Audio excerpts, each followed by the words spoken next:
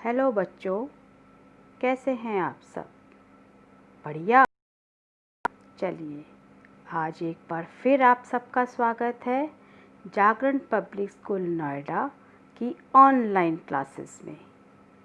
मैं मीनाक्षी कपूरिया एक बार फिर आई आपके सामने कुछ नया लेके, कुछ नया सिखाने। ठीक है? रेडी? ओके। अभी तक मैंने आपको बहुत कुछ बताया, मात्राओं के बारे में, समान लय के बारे में, अलग अलग टॉपिक पे हम बात करते हैं। ठीक है? आज मैं आपको वो बताने वाली हूँ जिसके बारे में हम रोज़ पढ़ते हैं, हिंदी भाषा। राइट? ये आपका एक सब्जेक्ट है, हिंदी भाषा। भाषा क्या है, कैसे आई, कहाँ से आई, क्या है इसका आधार, आज हम उसके बारे में बात करेंगे। क्योंकि कोई भी भाषा सीखने से पहले उसका आधार पता होना चाहिए। अगर हमें कोई चीज़ सीखनी है तो उसका बेसिक नॉलेज हमें ज़रूर होना चाहिए। आज हम उसी के बारे में बात करेंगे।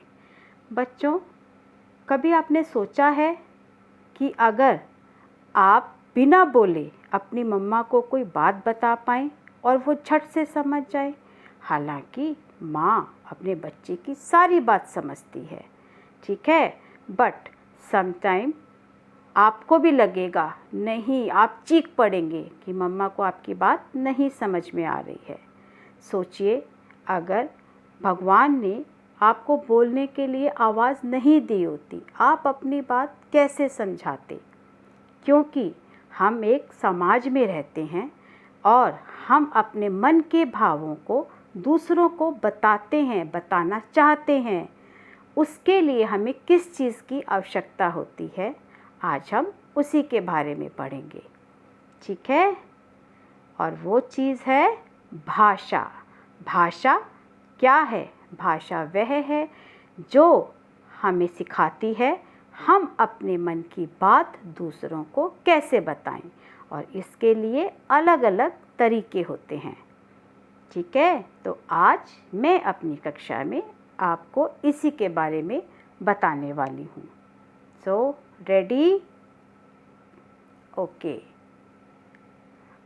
आप ये चित्र देख रहे हैं, इसमें कि छोटा सा बच्चा, 3-4 महीने का बच्चा ज़ोर ज़ोर से रो रहा है। यह क्यों रो रहा है? क्या इसको भूख लगी है या इसको अकेले डर? पता नहीं। शायद वह बोल नहीं सकता, इसलिए रोकर अपनी बात बता रहा है। और ये बिल्कुल सही है, छोटे बच्चों को बात करनी नहीं आती, तो जब उनको कोई ज़रूरत होती है वो रोक के अपनी माँ को वो बात समझाना चाहते हैं। बट जब हम कुछ बड़े हो जाते हैं, जब बच्चे कुछ बड़े हो जाते हैं, वो बोलना सीख जाते हैं। अब इस चित्र में आप देख रहे हैं, एक बच्चा भूख लगने पर भोजन मांग रहा है और दूसरा बच्चा अपनी खुशी को बोलकर बता रहा है। सुनकर माँ खुश हुई। ठीक है? अब यहाँ देखो कितनी गंदगी है कचरे के डिब्बे के आसपास, जबकि वहाँ लगे बोर्ड पर कचरा कचरे के डिब्बे में ही डालें लिखा गया है। यहाँ बोर्ड पर लिखकर सबको यह संकेत दिया गया है। संकेत मतलब पहचान, जैसे कि इंस्ट्रक्शंस जिसको बोलते हैं, निर्देश बोलते हैं। क्योंकि अब यहाँ कोई आदमी बताने के लिए तो खड़ा नहीं रहेगा, इसलिए यहाँ एक बोर्ड पे ये लिख के लगा दिया गया है। अब इस क्लास में टीचर जो है वो ब्लैक बोर्ड पर लिखकर बच्चों को समझा रही है और कक्षा के बच्चे समझने की कोशिश कर रहे हैं। समझे आप? जब मैं आपको पढ़ाती हूँ तो मैं अपने मन की बात आप तक पहुँचाती हूँ और आप उसको सुनकर समझने की कोशिश करते हैं। चलिए, कुछ उदाहरण द्वारा हम इन्हें समझते हैं।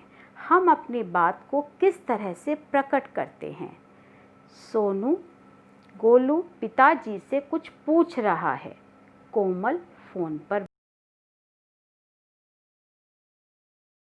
यानी कि ये अपनी बात कहने की कोशिश कर रहे हैं, बट तरीके सबके अलग अलग हैं। गोलू पूछ रहा है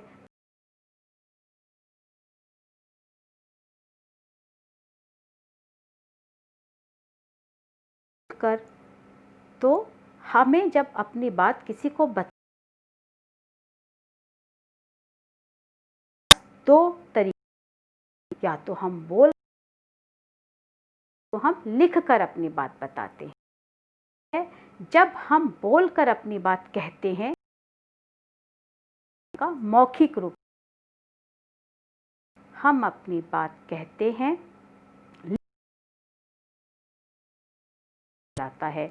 अभी तक आप समझ गए होंगे, आप दोनों तरीके से बात कर सकते हैं, बोल सकते हैं और आप लिख कर अपनी बात किसी को बता सकते हैं। लिखना एक तरीका है, लिख कर अपनी बात कभी आपने देखा है कुछ लोग होते हैं जो बोल नहीं पाते, वो इशारों से बातें करते हैं।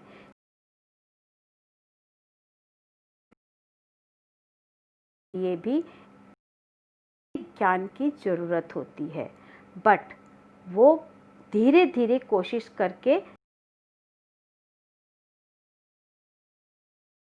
बट वो ऐसे इशारे करते हैं कि सामने वाला बात समझ जाता है।